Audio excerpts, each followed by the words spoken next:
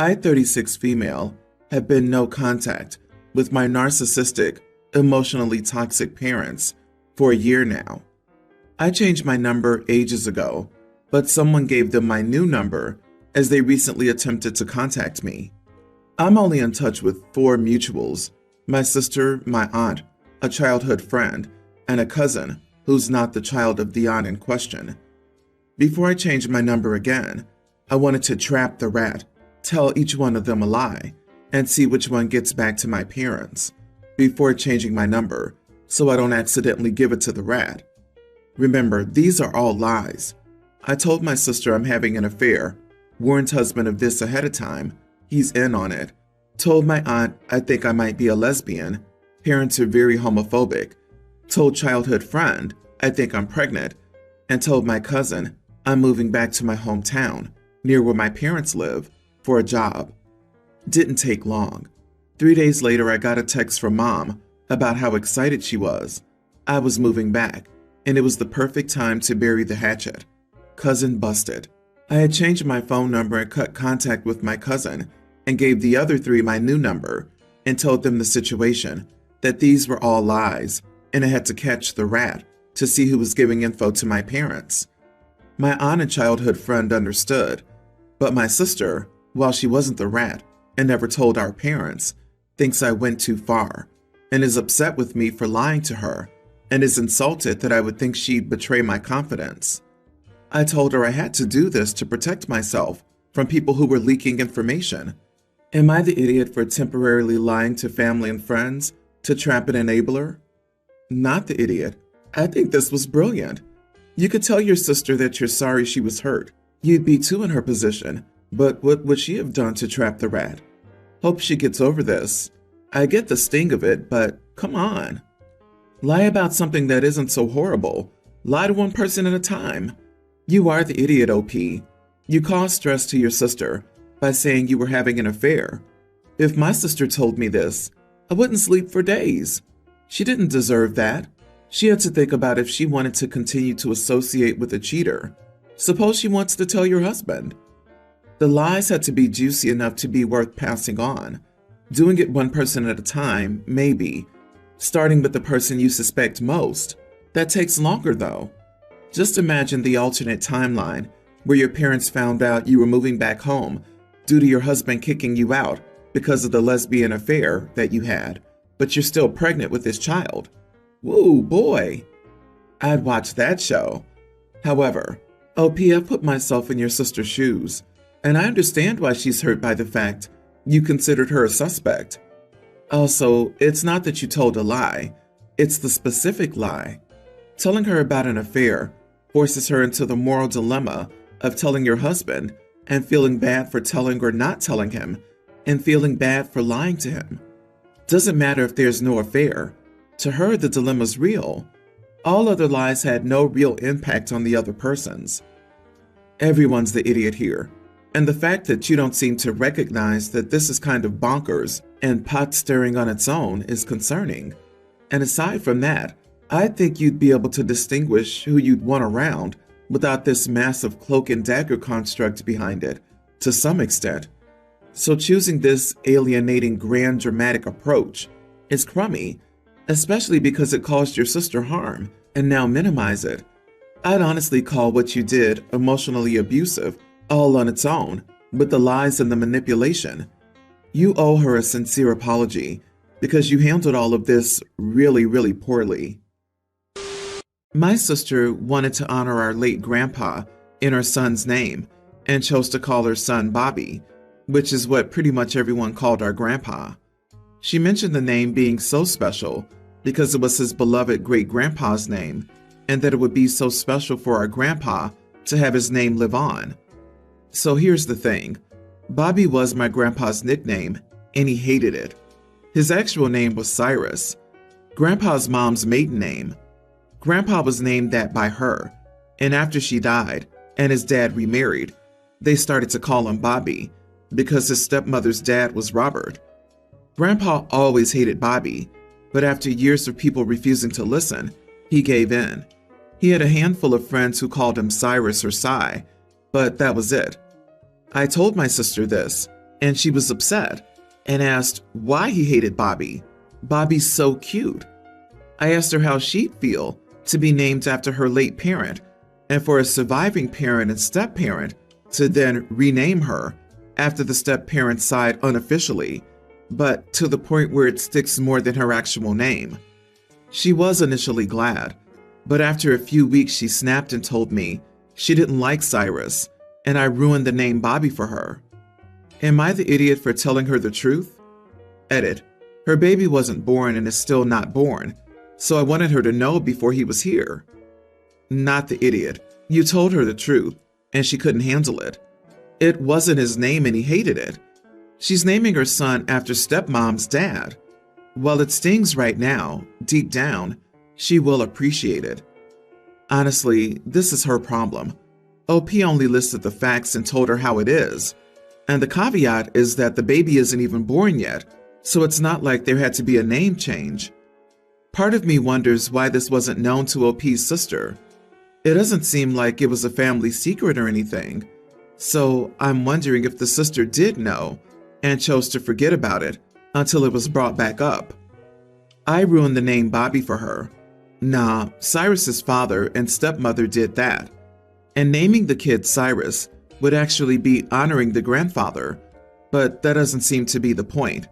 The fact that she didn't know this shows she wasn't that close to Grandpa, and her desire to honor him is just an excuse for her to name the child Bobby. The baby isn't born yet. She has no ground to blame you, and it would be better if the child would be saved from being named Bobby. I'm 56 and just finalizing my will. I have 2 children, Jack and Marge. Marge is disabled and can't look after herself. My wife and I take care of her at the moment. Our biggest worry is that when we die, she will not be taken care of. Our family has a good amount of money. It's enough that you could probably get by without working for the rest of your life and still have money left over. We're very fortunate and just got lucky for a lot of things. We bought cheap houses long ago, and they're now worth a ton due to the location. We made our will that Jack would only get the money if he took care of her. We can't be sure he won't take off with the money alone.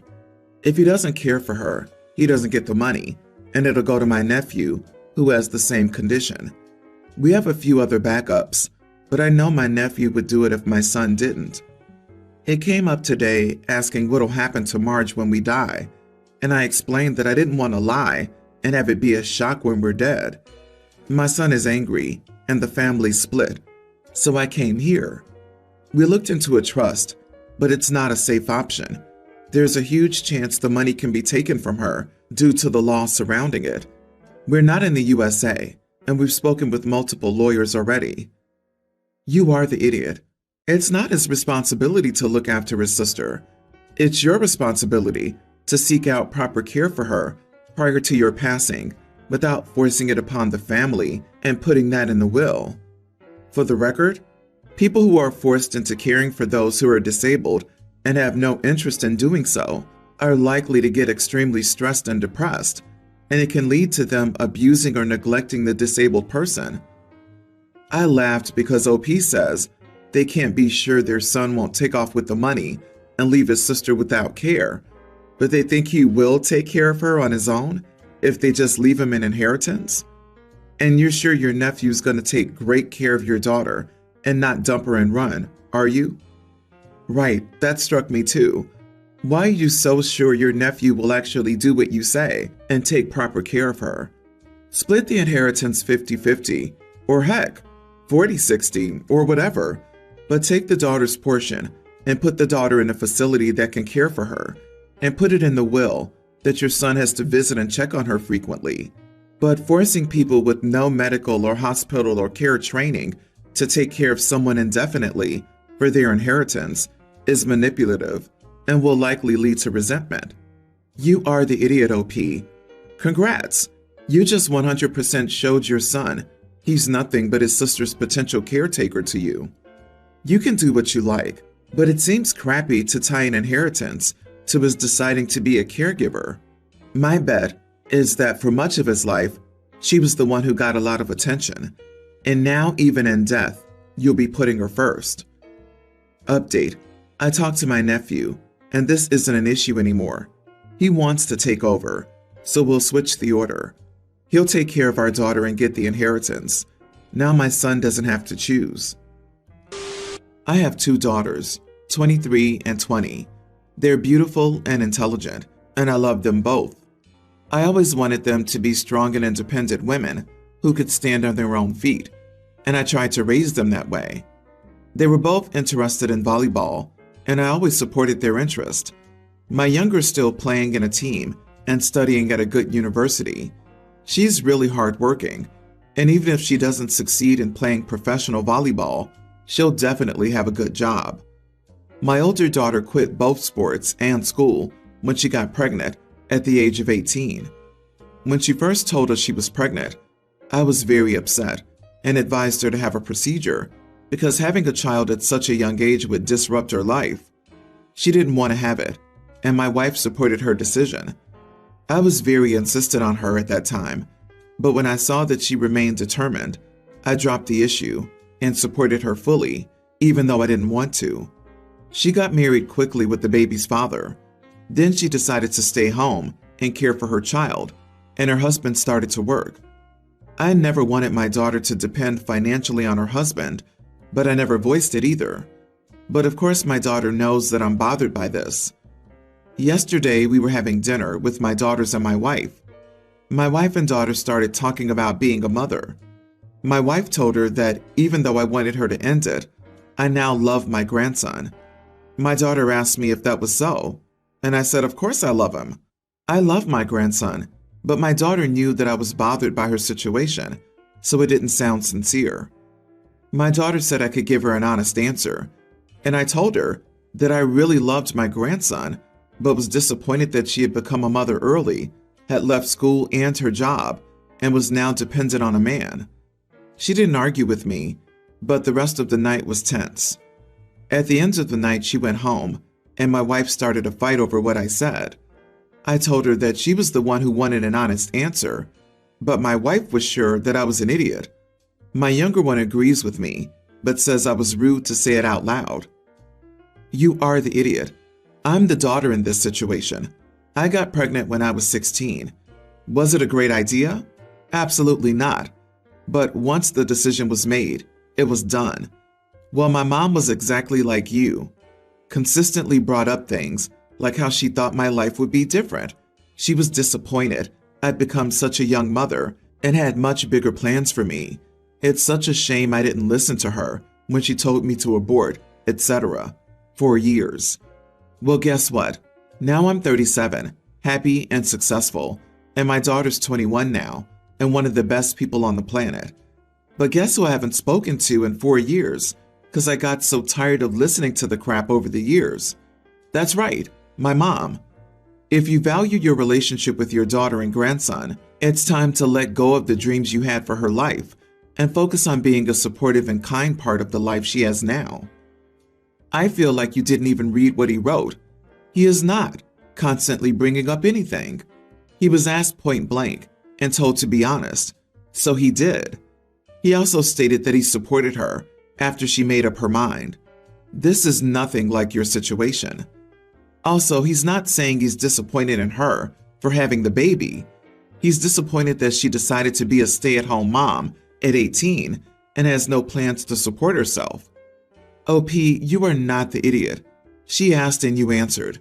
And if your wife is mad, ask her what the heck she was doing bringing up that topic in the first place. Years later, she's asking, hey, your dad wanted you to get rid of your baby. Remember that? Jesus. Update. Your comments have actually helped me understand my ideas better. I'm not sorry that my daughter doesn't live the life I want. I'm sorry that she lives dependent on another person. And I can't say that their marriage is going very well. They chose the sport they wanted to be interested in, the university they wanted to attend, their hobbies, etc. I didn't force anything on them. All I want is for them to be self-sufficient. I also told my daughter I'd pay for a babysitter if she wanted to return to school or get a job. Yes, she's only 23 years old and could still have a career, but she's not doing that. I'm sure that one day her marriage will end. I can't explain in detail how I know this. Her husband doesn't have a high enough income and won't be able to support my daughter and grandson well enough. I won't be in her life forever, so I want her to have a career and be able to make money. I should have expressed myself better, you're right. I will apologize to my daughter for that and explain myself better. My 23 female mom passed away 2 months ago, and my fiance and I quickly became the sole guardians of my 3 younger siblings, teen, younger teen, and tween. As much as I loved my mom, I know how hard it was growing up under her and how we didn't have a lot. So when I left for college, I did feel guilty leaving my siblings there, knowing they wouldn't have much. But I did so for this very reason, so that I could make enough money to get a house that allowed me to house all of them if needed. They understood why I had chosen to go away to college and didn't resent me for leaving them there, which I'm grateful for. Although I am in the position where my siblings can stay with me for however long they need to, I won't lie and say things haven't been hard, especially financially wise. I went from caring for myself, my fiance, and our 2 dogs to caring for clothing, housing, and feeding 3 children who need stability. It was such a shocking flip to my world, and I'm just trying my best to do what's best for my siblings. However, one thing 3 teenagers can do is eat, and I fully understand that we grew up in a household where we would have food 1 week and then be home dry the next 2 weeks, so we truly never knew when we'd eat a full meal again outside of school. Yet, that's not a worry my siblings have had to face here. It takes some saving and budgeting, but my fiance and I have devised a way to spend $1,400 a month to fully stock up the house. I've had small conversations about my siblings needing to be considerate of everyone in the house when it's regarding food, and telling them to take what makes them full and leave enough for others to be full as well. I understand the resources guarding mindset is very hard to get out of. I really do. But what else can I do? Things got bad when my fiance and I went grocery shopping at Costco on Thursday, and we usually buy a few snacks for the kids to snack on or take to school. We woke up Friday morning, and within less than 24 hours, all the chocolate chip cookies were gone, and they came in a pack of like 50. I called everyone down and explained to them that I would never restrict access to any food from them. However, they needed to be 100% considerate of everyone else in the house, who also needed to have access to the same food and snacks as them. I told them that we were going to start learning about portion control and saving food for others, and they all said that they understood, and that was the gist of it all. The reason I'm asking if I'm the idiot is that I went to my group for other people who have the same situation as me and talked about it, and another group member told me that I was a terrible person by controlling what they ate and that I was giving them an ED. I'm absolutely not trying to control their eating habits. I'm just trying to make sure everyone eats. Am I the idiot? And if I am, I'll absolutely apologize to them and find ways to help. Not the idiot. And maybe you can reach out to the nearest food bank and supplement the food that you buy. Teenagers are very expensive to feed. Use the resources in your community to help. I donate regularly to my local food bank because I want people in my community not to have to worry about feeding their families. Families like yours are exactly why I donate. Mate, these kids don't need more food. Yes, kids who are growing up eat a lot of food, but no one of sound mind eats 15 to 20 cookies in the span of 12 hours. And it's not just one of them. From your description, they each did this. OP, you're doing a good thing here and taking in your siblings. No, you won't give them an eating disorder if you implement your plan. Unfortunately, you're out of your depth. Their brains have been wired to worry about food constantly, and just giving them more isn't going to magically fix it. There's a physiological problem that needs to be addressed. The fact it's in the brain, rather than a broken toe or a tumor, doesn't make it any less real. They need therapy.